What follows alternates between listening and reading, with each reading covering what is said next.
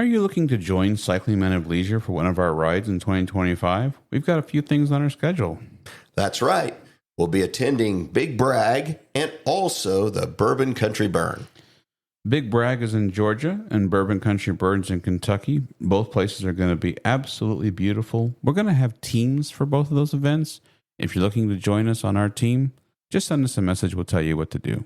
So come on out. It's going to be a good time. Absolutely.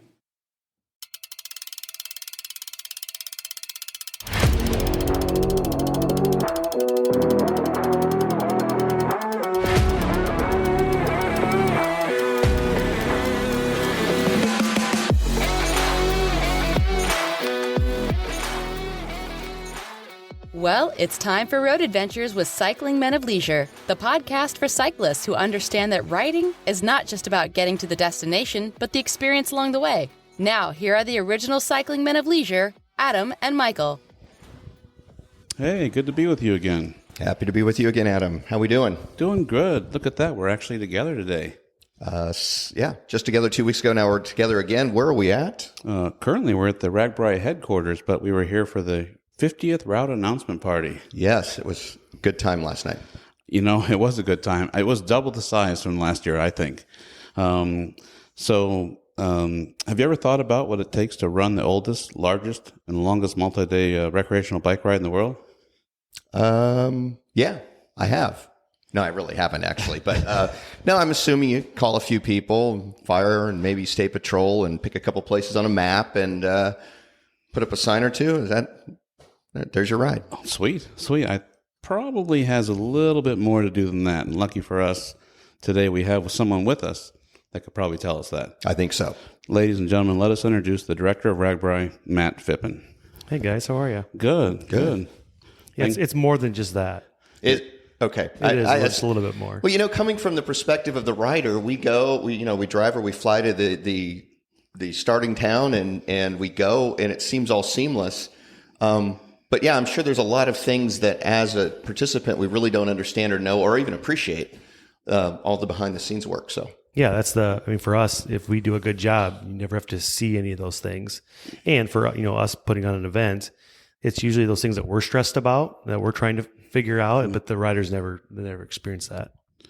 So we thought the route announcement party went wonderful. We really enjoyed the video and thought that was interesting. And I'm glad you still had the people on the stage to actually show the placard. That's kind of a historic thing for us. I mean, I remember being at home.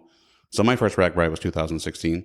And so I remember being at home watching the live stream and having the people on the stage. And so that is still really important to me. So you had both, which was awesome. So Port Tornadoes were awesome, of course. Oh, they killed it. I loved it. Speaking of killed it, they played some killer songs, which I love. So, so now we have our route. We're going from Sioux City to Davenport.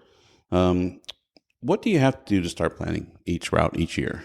Well, it started last year. Obviously, year one for me as a director, we had a 49 route that evolved over the course of our year. And we were just, as we were driving across the state, Ann and I made 20 trips across the state, and it wasn't just about year 49, it was about year 52. So as we're driving past places, we're putting notes in a notepad about maybe this place is the way to go.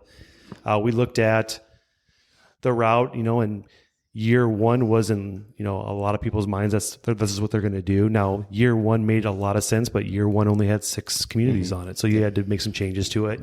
I love history, and I love the history of what Ragbrai is. So for us to completely throw a curveball and not do any of those towns would be bad, right? Yeah. So, when we looked at the map, it's kind of, personal for me from the standpoint of where do I want to go? If I want to ride my bike somewhere, where is that at? And I've always said, growing up, that I'm living in Iowa. By the time I die, I want to be able to say that I've been to every community in Iowa. So it's like, where haven't I gone yet? What makes the most sense? And I think for the scale of what 50 is, you can't go into Pocahontas with 50,000 plus people. They just can't handle it. So you have to go to those communities. I heard people last night that, the big communities, it doesn't feel like, like the family aspects of it. And I said, we're going to do a good job with that, but you have to go in those towns from an infrastructure standpoint. But the fun thing for me and what I love is the small towns, we're going to connect a lot of small towns to get to those big towns. So you're going to get big towns, you're going to get small towns, and everything in between. That's awesome. Well, he brings up an interesting point, the ridership. We've made the assumption that because it's the 50th, the ridership is going to be a lot larger. Do you have an expected number of what you think the ridership is going to be? I have a number in my head of what it can be. It's going to be bonkers. I mean, that's the only word I can really use. We've talked to the State Patrol, we've talked to the DOT about, truly what can these roads handle. So we know, we've had previous years we've had 30,000 plus people. The one day we were in Cumming, Iowa, there was 40,000 people on that road. So we know that these roads can handle those numbers. I just think bucket list. If you ever wanted to do Ragbrai, it's such, the ball is rolling so fast right now that people are just super excited to come. And I think with our concert series that we're going to do, it'll draw people in that aren't riding a bicycle, just see a pretty amazing band playing in a town, and they just show up to see the band. Well, it's funny you mentioned that, because one of the things we were going to ask you about is the entertainment. As a rider, I always came into the town and I thought, or city, and I would think to myself, hey, they've got, XYZ playing. Does the city set that up? Does Ragbrai set that up? Are you willing to talk about how? I'm willing to talk about whatever you want. Yeah, so in previous years, it was the city. So what I found last year, day one of traveling across, that was their biggest stressor. What band do we get? Who's paying for the band? Because most of these cities just don't have this Ragbrai fund ready to tap into. So they need to start, finding sponsors and all that stuff. So Ann and I looked at it from the standpoint of how does Ragbrai help these towns? How do we help, provide support and give back more? And Ann and I created a $1 million plus budget of what, and we looked at like, what is that number? And we don't know. So we threw some stuff on paper. We partnered with a third party that's going to help us book talent, but we want to remove that off the overnight towns. So then they can just focus on showcasing their community, doing what they already know every day, because booking talent, it's a racket. Like it's a back and forth and back and forth. And if we can help, take away some of those stressors, we can bring the Ragbrai staple bands that you want to see, and we can throw in some pretty amazing bands that you go, holy crap, I can't believe this band is in this town. Mm-hmm. So we're super excited. The third party we hired, just an amazing group of guys. They feel like they're part of our family already. They've been to multiple events. They were in Mason City, and because they wanted to get eyes on truly what this event is. They were there last night. But they want to make sure Ragbrai still stays the same. It doesn't turn into this corporate event where, just it doesn't feel the same. So we're super excited to have them. That's awesome. That's cool. One of the questions I didn't get to ask you is a town. How does a city or a town become officially a Ragbrai city? They put an application in? Or? There is an application process. I mean, it's kind of like the Olympics and the bidding process. There is a thing that we kind of send out to the towns, and every town gets one. And it's basically a questionnaire, do you feel you can do this? If yes, here are these, drop down menus of, can you provide this? Can you provide that? Because there are towns that say we would want Ragbrai, but, they just don't have the stuff to do it. So, their chances are, it's based on population size too. An overnight town like Pocahontas, they killed it last year. Mm-hmm. And they're one of the smallest towns we had in overnight. So it shows what's possible. A Pocahontas-sized town could be in a year 51 or 52, but you just have to look at 50 and go, kind of know what we already know, which is a lot of people coming. We have to find those bigger communities. So then once we get all this, we kind of hope that those towns match up with where we want to go. Right. And, sometimes it does and it's great, but sometimes it doesn't, and we have to reach out and go, we really want to come. And a lot of it is, I want them to get to know who we are and what our team is, because last year, my first year, we were building partnerships and relationships with every one of those communities. And I'm proud to say that at the end of last year, every town we passed through said we would take Ragbrai back. That's awesome. Which is cool. Like my job. If we can do that, we win, right? Because then we're building a roster of communities that say, next time it comes through our area, think about us first. You won Ragbrai. Yeah, right? And, depending on where you go, people love north. People are crazy about central, but you start to dip down south a little bit, it gets tough. Oh, yeah. And, there are towns, I've always said, that love us, that would take us every year if we could come back every year. There are towns in the middle that are like, we want to learn more. Maybe we can, maybe we can't. And there's towns that say, no, we don't want you. We've experienced, you and I have experienced multiple. I mean, you come into a city that is actually hosting, mm-hmm. or being an overnight town, and the amount of people you get is across the board. You get some that are so happy that you're there. Thank you for coming to our town. And they stand at the end of their driveway with bells and like cowbells and come on, you can do it. I'm like, lady, I'm doing it no matter what. I got it. That's right. I'm here. I got it, and then we get people who are like, oh, get off my lawn, or these big, massive signs that say private property. For sure. Yeah. So we've seen that. Well, I think there's a lot of misconceptions about what Ragbrai is or what it was in the past. Ragbrai has evolved. I mean, it's not the same ride as year one. And, early on, we fought the battle of, we are so worried Ragbrai is going to destroy our town, that we're going to have trash everywhere and it's going to be a complete mess. And the answer is, it wasn't. We helped them plan, and we said, if you put trash cans every 10 to 15 feet, people will find the trash cans. And they did that. And we had a community that when we traveled back through, they were worried about, the town getting trashed. And she said she got out of her, she got up the next morning to make sure that she went downtown before anybody got up to make sure there was no trash laying around. And she found trash. But she found trash from a festival that they did the week prior. It wasn't Ragbrai trash. It was something that they just missed. But she was so impressed on how Ragbrai Nation cleaned up after them. They were so respectful, and they left so much money in those communities because, the towns showed up for them and the riders showed up for the towns. Well, that's interesting because one of the memories that I have from, I think it was 2016, it went down south in Shenandoah. And I don't know if you guys still do it, but you guys had a street sweeper. And we got a late start that day, and the Ragbrai street sweeper was there, going through the streets, cleaning everything up. So we thought that was really cool that you guys just didn't, oh, here you go, we're out. No, yeah, we want to leave an impact behind, and we don't want the impact to be a pile of trash. We want it to be memorable. So, we just helping prepare them and just make sure that they know what to do. But yeah, being able to, and I remember years past when I went through my community of Vinton, my wife and I ended up leaving for a party. We came back and you just couldn't tell our ride even had been in the community because it was all put back together. There was no signs of anything, and it was a great day. No trace camping, basically. So exactly. Yeah, leave only your footsteps. Absolutely. As I understand it, Ragbrai traditionally gives back to communities. Can you touch on that? For sure. So obviously the concert series is a big give back. Now that just affects the overnight towns. So that plays a role. We are going to also give back, $15,000 to those communities. And that is to stay in the community, a nonprofit, something, a beautification project, whatever that is. Meeting towns, same thing, you're hosting as far as a meeting town, you're not as big as the overnight, but you're still providing a lot of support because all the buses are coming there. So we give them $10,000 as startup to help get the ball rolling.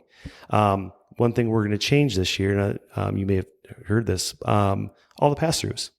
In previous years, pass-throughs, we just said, we'll sign up, we'll do it, we'll figure it out. Well, we said, $5,000 now will go to the pass-through towns to help with the porta potties, to help with some of the things that they're just not ready for, because some of these small towns, if the big towns don't have Ragbrai funds, these small towns don't have Ragbrai funds. So for us to then take that budget and go, okay, here's what's going to cost for an overnight town, it's $15K. Meeting town is going to be $10K. Pass-through town is $5K. I think you're going to get more of these towns that go, okay, knowing we have that support, we can do this and run. So one of the things that I was excited that you said that you do an interview with us is, as a rider, these are questions that I've had. For sure. Every time I ride, I come in and I see rows and rows and rows of porta potties, and I say, excuse me, Kai Bo, but I say, I wonder who's paying for that, or does the town pay for that? So I appreciate you kind of touching on that. Do you have any guess of how many staff members or volunteers? Now, Ann said to me last night that you currently have 4 employees here. 4. And what about volunteers? Is that number just, endless? Yeah, you always want more, right? And, it's always a stressor point because during that week, a lot of these schools, it's kind of a no contact where you can't be with the coaches. And that's when people plan their vacations because there's nothing going on. Now we go. The volunteers always come. And that's when we tell people, when we're in these towns, you're not going to get people signing up day one when you put it out there. But by, the day before, people are going, hey, we're in town. Where do you need us? What do you want us to do? So I don't have a number. You can never have too many volunteers. And, it's also one of those things too, you need to have the right volunteers. Right. Putting a 15-year-old girl at an information center because she says she can help out, it's a body, but it's not the right body for that that station. So we rely on the towns to do it. But yet, to your point earlier, 4 people put on this world event. And I am so proud to say that it's a small but mighty team of 4, and we're growing. We have some jobs out there that we're trying to positions we're trying to fill. But man, if we could double our staff, it just takes pressure off of the team, and kind of how it all works. I'm the only one that focuses on Ragbrai, as my only thing. Where Ann and the rest of the team, they're focusing on Ride the Rockies, some of these other events. So they're getting pulled. Selfishly, I want them all for Ragbrai, but these other events are in our portfolio, so we need to show them love too. So they're stretched thin. So 4 people put on this event for the most part. Wow. I'll drop off my resume on the way. There you go. Well, there you go. You better be careful because I saw online that they are hiring. Oh, yes, we are hiring. I don't know if my wife would let me get away with that, but one of the really cool things, and I think this will be my 6th year riding. I started in 2002. And took some hiatuses to ride some other state rides. But one thing that we both mentioned that we were really impressed with is last year we seemed to see you everywhere. Yeah. It was like, hey, he's here, he's there. And I know that when we listened to your interview on the Just Go Bike podcast, they had also talked about that. And I think it was really interesting because before I don't really remember seeing the ride director. Right. And I think one of the big things was it was that bridge that you were standing there personally at the bridge directing, and you were saying, "Hey guys, please get off." And not only that, you were apologizing that sorry guys, I need you to walk and everything. Not everybody walked, but no, we tried. You had 99% success. So. And then it was amazing. We'd see you there. And then on that route, on that day, again, not to be repetitive, we really highly enjoyed your interview with Just Go Podcast, but you were there. Yeah. What was the mindset? I wanted to be present and I want to be transparent, and I want, I get to be the face of what this team is, and it kind of frustrates me a little bit because I get so much credit for how amazing this ride is. Because of you, this ride's so awesome. And it's not because of me. It's because of my team. Right. And I just get to be blessed to be the person that does these podcasts and goes on TV and talks about things and is the voice in the face. And, obviously I'm not the best looking guy, but it's my role, right? I get to be that person. We all play roles on this team. And that's my position. So anytime I can, receive a compliment about how amazing it is, I just want them to know, yes, thank you, but just know that there's a team behind me that's truly pulling this. And to give credit to that team, they allowed me to be in those towns last year. They knew I wanted to do that. They knew I want to do it this year too. And they're working behind the scenes so I can then, a lot of the things just didn't get back to me because they just handled it. So if something did flare up, Ann and that team just stepped in, took care of it. And I never even heard about it, until it was, the week was over. Or months later. Here you are in the office and someone said, you remember that? And you're like, what are you talking about? Yeah, exactly. Right. And that's because they knew I wanted to be there. We owe it to Ragbrai Nation to be there. And, I kind of said it on stage last night. It's magic in a bottle. People have a different Ragbrai experience that has changed their life. It gets them to want to come back every year, and they want to tell me about it. We want to talk about it. Now, I also hear people like, do this, do that. You're stupid why would you do this? And like I always say, I'm always willing to listen. I may not be able to do exactly what you want, but we're going to listen. And I think when stuff happens because of change, they can look at it and go, oh, it's because of me that this has changed. Perfect. Right. You brought it to our attention. You were frustrated with this. It made sense. We made the change and the ride grew. So I absolutely love being in towns. Jack, who has been part of Ragbrai forever, he was my driver. So he got me into these towns. He was, strategic as far as how he wanted me to get in and drop me off. But there was towns that I was in there for 30 minutes. There was towns I was in there for 4 hours. We had the Highway 20 thing where it was kind of debacle. Yep. We had the bridge being out. And I just said, we got to make sure that we communicate with riders early on what they're going to experience. And I'm going to be there right there in the morning before riders get there just to help with that, because you're crossing a major highway and it's not just an easy straight across. It was a zigzag. Yeah. So it required more. And then, the bridge being out, the bridge was en route. We were fine. And literally we get a phone call saying, yeah, we're knocking this bridge down. It's like, what? So there was plan B, and that county came together, and we had a little off route, and like the county loved it. It was super safe. But no, like you have to be present. You have to be around. A couple of things you said there. You said you're not the best looking guy. I don't think you're a bad looking guy. Oh, thanks. I am my company. I'm the phone. I'm the voice and interactive voice. I'm the voice. I always say I'm the voice of the company. I'm not the face of the company. That's funny. You actually shared a lot on stage last night, and I just want you to know that it was inspiring. I mean, when you said some of the things that you said about Ragbrai saving your life and everything. There's so many stories, and if I think it'd be so cool for someone to write a book and just ask for a paragraph statement from our riders of something that's happened on Ragbrai, and it's a coffee table book, right? You just sent me one of those last week. Did you like it? I love it. It's great. Isn't well, it? you didn't actually send it. To be fair, I had signed up for it ahead of time, but it was awesome. So yeah, we love it, and it's that, and I love it because it's pictures, right? Yep. It tells a story. Yep. But to talk to that gentleman outside that restaurant in Sergeant Bluff, and to see him, like, his eyes kind of tear up, and you find out truly how impactful the ride is. And I've lived in Iowa my entire life. I experienced it when I was 10 years old. Being an Iowan, this is just what happens in Iowa. You ride your bikes, but then you have these people that there was a gentleman at our meeting here on Friday that basically flew in from Massachusetts just to come. I know who that was. He Glenn. actually went through Detroit, and I'm from the Detroit area. Okay. And so I flew to Kansas City to be here. And so our friendship, Michael and I, actually developed over Ragbrai. So very cool. In 2016, we rode together. It was the day of the optional century day, and he could see I was struggling a little bit. And he said, hey, you can ride with me. I don't ride fast. He said, but, we'll get there. And the friendship is built over many years. And so here we are today. So, well, and I'd be willing to not know you guys. Like, it's the friendship is done. It's more of a family, right? Yeah, and I think that's absolutely. That's and I will say family over and over again. And we have a Ragbrai family that is our staff that, shows up for each other every single day. But Ragbrai is the biggest family reunion you'll see every year. I mean, complete strangers that, these communities open up their houses and welcome them in, and the fridge is there. Help yourself to whatever you need. And then you hear the story of they get a Christmas card every year, and they stay in contact. And as soon as the town's back on the map, they already have a spot picked out for them. I mean, it's absolutely incredible. But, like I said last night, this ride happens because of the people of Iowa, because of the state of Iowa. And if for one reason the ride stops, it's because Iowa says, nope, we're done. The towns don't want it anymore. But I just think that'll never happen. Yeah, no, I mean, last night, before the announcement party, you had the Iowa convention.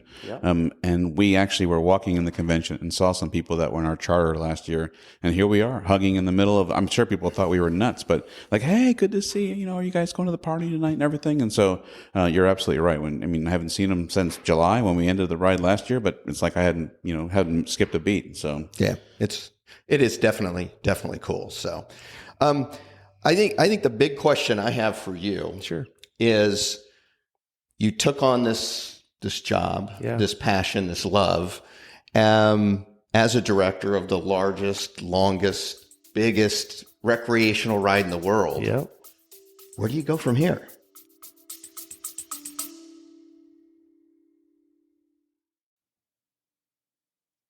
On behalf of Adam and Michael, we both want to say thank you for your support.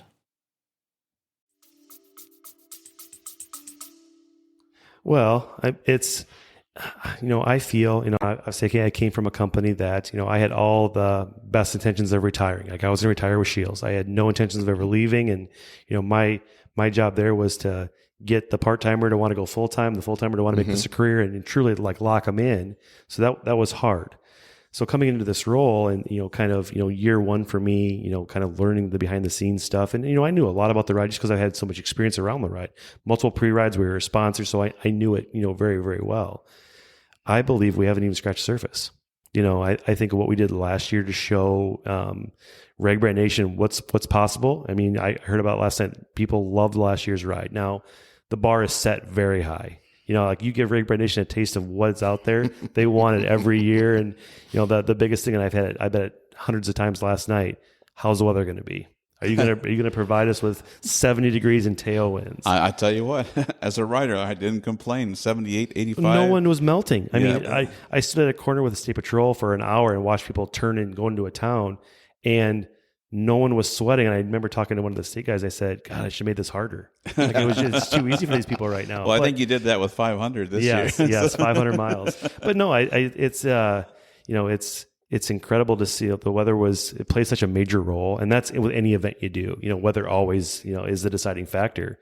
And with as much as we prepared last year, if the script would have been flipped and it would have been 110 degrees and headwinds every day, not everybody's high-fiving. Not everybody's is jacked about the ride, because it is tough. But like I said last night on stage, it's better than your best day in the office. It truly is. Yeah, definitely. One of the people in our charter came over to my table and he said, "Did you see the elevation?" And he said, "Oh, day one." I said, "The difference about Iowa, it's a rolling hill. So, I mean, yes. At least you have the inertia coming down to go back up. I mean, it's not like starting at the bottom and climbing, 35. Yeah. And it's, to be fair too, you stretch that out over 80 miles or whatever it looks like. It's not terrible. On the graph, when it's smashed in the middle and there's these big spikes, people are going, oh my gosh, I'm not going to make it. But you find that right gear, you guys ride, and you just spin, you'll go right to the top of the hill. We don't look at the graphs anyway. No, yeah. My first year I did, and then after that it was like, okay, this is more like of a family event. Sure. I'm not concerned. Couple more questions, and we just appreciate you. Is there anything that you could share on our little show that people would just be absolutely surprised about Ragbrai? Surprised about Ragbrai? I don't know if there's anything that's a surprise. I think what I want people to know is, this team, me, like we're going to do everything in our power to provide a safe ride. That was a question we had, yesterday was, how are you going to make it safe for all these people? And, we can't wrap you in bubble wrap and make sure everybody's protected, and there's going to be crashes, and it's going to happen. I think communication plays a big role, talking about, what the roads are going to look like leading up so people are prepared. E-bikes plays a big role. Now, depending on who you talk to, I absolutely love e-bikes. Right. E-bikes are, being, in the bike business with Shields, they're a way to keep people on their bikes longer. Yep. And, we have two people that are on our team that, had reached out to me that said, hey, we're getting to a point in our life where we just can't ride our bikes anymore because like we need help. What do you think we should do? And I said, you guys need e-bikes. And now they're in their age riding longer together because of the e-bike. Now we got to fix and we got to talk about how to ride an e-bike, because there's nothing more than a kick in the stomach when you are climbing that big hill in your smallest, your granny gear, trying to get to that top, and your heart's ready to pop out of your chest, and an e-bike goes flying by at 25 miles an hour up the hill. Right. Like be good to your fellow cyclists. So having those conversations, but safety for me is a big thing. DOT, they want us on safe roads. State Patrol, they want to help direct and get riders across. So safety is a big thing. So we're looking at a lot of ways to make it safe. Ragbrai is whatever you want it to be. Right. People have talked about, well, what if you started doing staging and like people can't, like there's just blocks where you kind of send them out in waves, and it's like that's not how it works, right? It'd almost be impossible for you to control. It is. That. You just can't. Yeah. But what we can do is we can talk about what that day is going to look like. And if you want to get up super early and get on the roads, know that you have the ability. Now, there's a fine line. Our course the roads open at 6. And there are bikes, and you guys know this, that are on 5, 4:30. Sure. Like they're trying to beat everything, and that's from a safety standpoint, that's tough.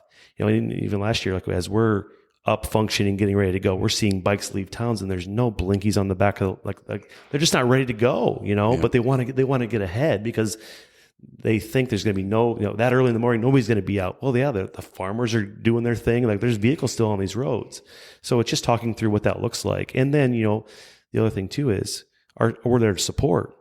We have no support on the roads at 6 a.m., before 6 a.m.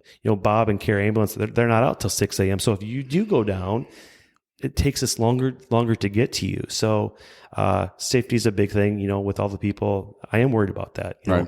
We are going to be on some bigger roads because we have to support, and the DOT wants us to help and, provide support. But no, back to your question, I think what I want Ragbrai Nation to know is, man, I love my job. Like this is, what it's done for me and my family. And I have 3 girls, and I think if you ask them, they don't like me being home as much as I am, but I love being home. Like I miss basketball games. I missed, being a dad because I worked retail, and, my wife's the same. I don't know how she did it. I don't know how she ran our girls to all the activities and ran the household and was a teacher when I was at work, working retail. Because now me being involved, I'm looking at going, how the heck do I do this? Right. And provide support. But no, I love cycling. I've been around it my entire life. My goal when I sold bikes was to get more butts on seats. And, I think in July when people come to Iowa, you're going to see a lot of butts on seats. One thing I just want to add to what you said is if someone just happens to pick up on this podcast that's never ridden Ragbrai, I just want to make it known that when you talk about support, you guys have EMS motorcycles, you have ambulances. I mean, I've never felt more safe on a ride. I mean, it's sad for me as a rider when I hear the noise, the siren coming behind me, because then you're thinking, oh no, who went down? Hope everyone's okay. But as far as if no one's ever ridden this ride, the support you guys put on and your team and all the towns and their volunteers and everyone, it's just absolutely amazing. Yeah, and I've been a cyclist. I've never had to use it, which is good. But, Bob in Care Ambulance, he always jokes, if you ever want to get hurt on a Ragbrai, because we're there like this. And, I saw it in a town last year. I'm down in the masses talking to people, and a woman's riding up to me, and she crossed a wheel and went down. That was the first one there. And, I literally radioed, and Bob was, 2 blocks down, and his team was right there. But yeah, we have their ambulance, we have the motorbikes, and then this year Bob got e-bikes. So you'll see e-bikes on the route. They're actually in the masses riding with people. So it's just an extra line of defense. So last year I actually had to call 911. We had a gentleman who went down. We think he was having a cardiac arrest situation. Yep. And so I picked up my phone, not sure if I was going to have service, and I called 911. I think I was a little amazed at the technology because the gentleman on the phone said, "Where are you?" And I said, "Sir, I'm so sorry. I have no idea where I am. I just left this town." And he said, "Do you see a red barn right there on your right? And behind you there's this telephone pole?" And I was like, "Yes, actually I do see that." He's like, "I know right where you are." And within minutes later, here came a sheriff and an ambulance. It was just absolutely, amazing. So, and we like safety is like the number one thing, but we also know because of the amount of people that you're going to have those, getting lost in Iowa is what I call it. And you're kind of you're in your own little world. And, and I watched, last year, being en route of being completely oblivious to your surroundings. I watched a woman from the right side of the road completely just left turn into a driveway, and people were yelling at her, but she was just so like smile on my face, the wind in my hair. Like I love what I'm doing. And I'm the only person on this road, but that's what Ragbrai was for her. Right. It's whatever you want it to be. So and that was her Ragbrai. Well, on behalf of Michael and myself, we want to appreciate you joining us today. And anytime. We thank you for being with us. And Michael, would you have anything else? I have actually 2 things. Yes, sir. Number one, just for all the entries that we received on our Guess the Route, which we received a lot of guesses, we're going to be tabulating those up to find out who our winner is, and we'll be announcing that here in the next. And Matt offered to enter, but I definitely. He did offer to enter. I would have loved to win. For some reason, we decided that might not be fair. But what do I always say, Matt? It's a great day to ride a bicycle. Thank you so much for being here with us. Thank you. Thank you for coming along with Adam and Michael on Road Adventures with Cycling Men of Leisure. If you have enjoyed this, please share the podcast or tell a friend about it.